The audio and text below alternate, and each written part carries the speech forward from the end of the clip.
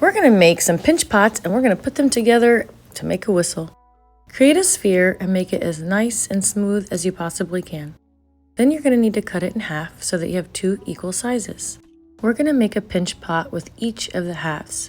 You're going to do this a little differently than we would normally start a pinch pot because we're going to have a flat side. So you're going to need to put your thumb in the middle of the flat surface and rotate it gently.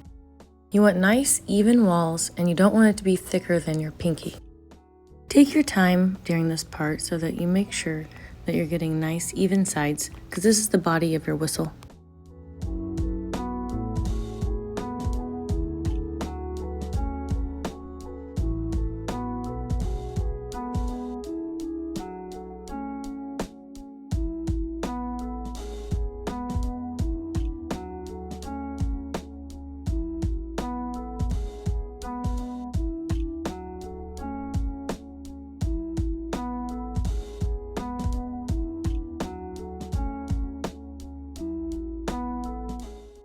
After I have that completed, I'm going to make sure that they do fit together. Now it's time to score and slip.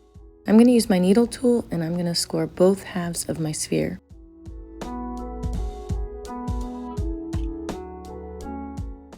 Add slip to both halves so that you can ensure a good bond between the two.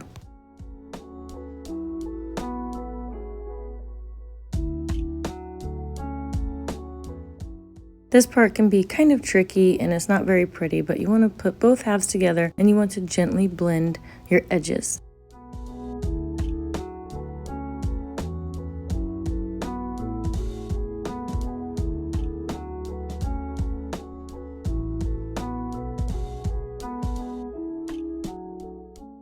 I have a little area where the two halves are puckering in, so I'm going to open up the sphere and push it from the inside and then reattach the hole.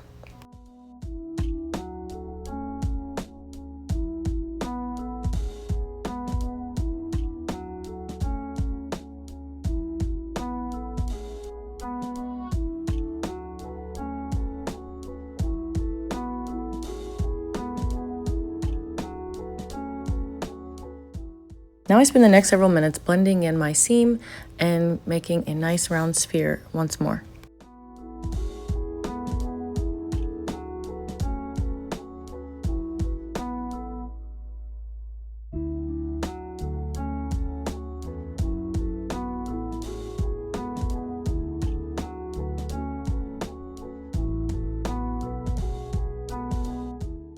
You can use all sorts of tools to help with blending.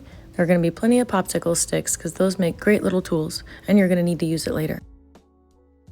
Now that's for the body for now. We're going to set it aside and create our mouthpiece. We're going to need a smaller portion of clay and roll it between our hands so that we get a nice oval. We want to make it more of a rectangle, so we can do that by tapping it on the table to create 6 flat sides.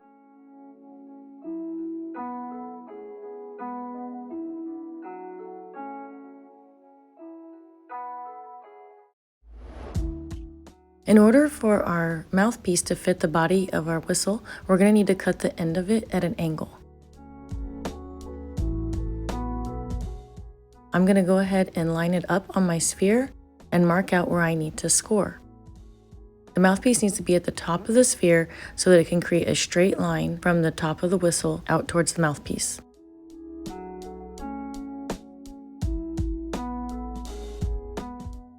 Once I have it marked, I'm going to go ahead and score both sides.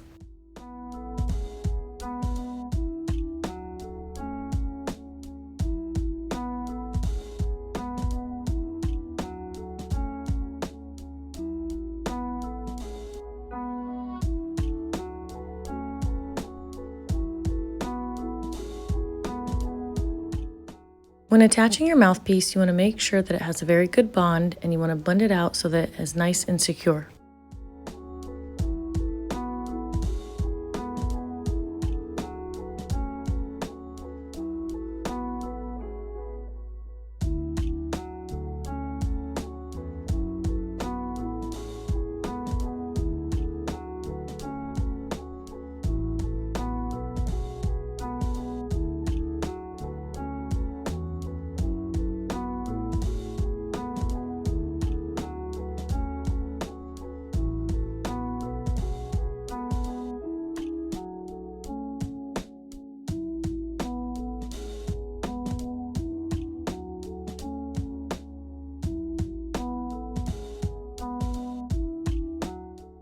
Here you can see the nice straight line that I have from the mouthpiece to the top of the sphere. This is very important in order to get your whistle to actually make noise. This part is very tedious and you need to be very careful. You need to slowly insert the popsicle stick into the mouthpiece. It's going to go through the sphere and just glide along the top of the sphere.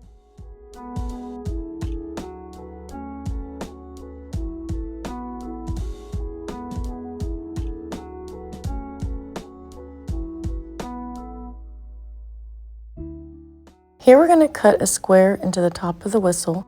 This is the most important part. This is the part that's going to make the noise. You want to have it lined up with your popsicle stick, and you don't want to have it any wider than your popsicle stick. First, I'm going to go ahead and line out my lines, and then I'm going to start cutting the clay out.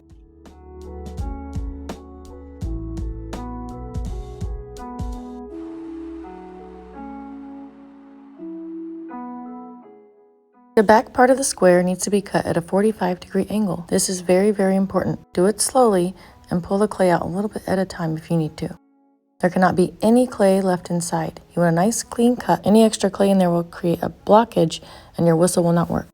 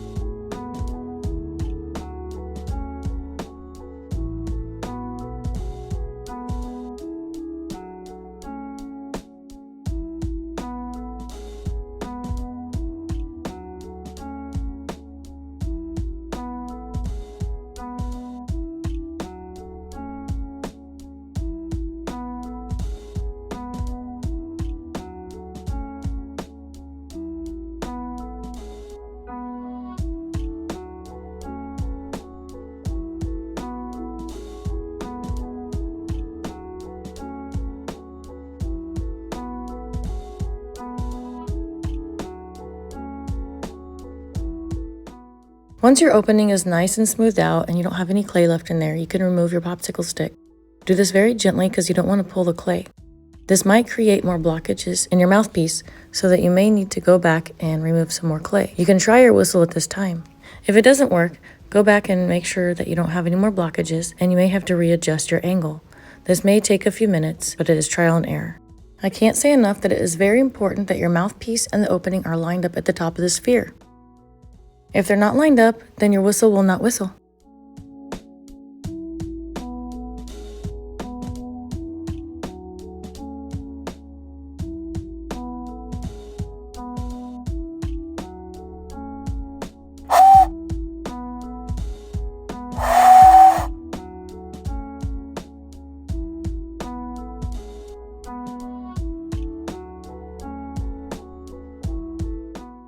I felt like my mouthpiece was getting a little loose, so I'm making a tiny little coil and I'm going to wrap it around the base of my mouthpiece so that it can be more secure.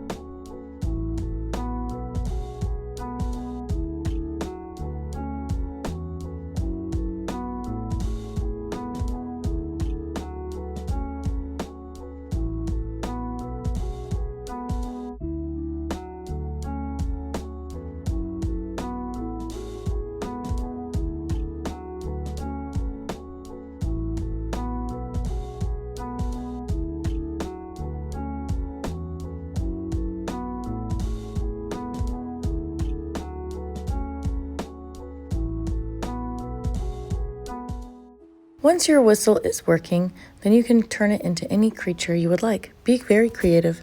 Make sure you don't mess with the opening or the mouthpiece too much.